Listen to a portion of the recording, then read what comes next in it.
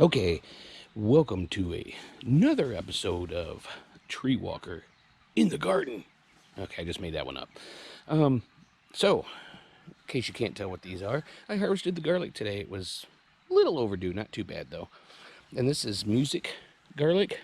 And you see we got some really nice sized ones. I only have one that I damaged.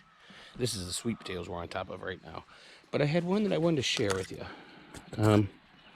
Not sure what happened here. You see there's escape and it's just starting. But then you have this thing. So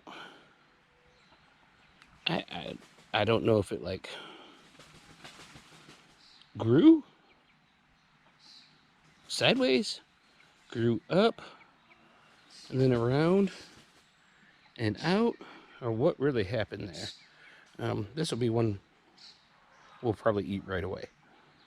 But just wanted to share that with you. Now I get these in there and get them drying and see which ones. I mean, ones like this one probably would be great for planting this fall. All right, this is just a little quick one. Wanted to show it to you. There's what's left over there of it, and I think I'll do a little garden update after this. All right, thanks for watching. Hope to see you in the next one.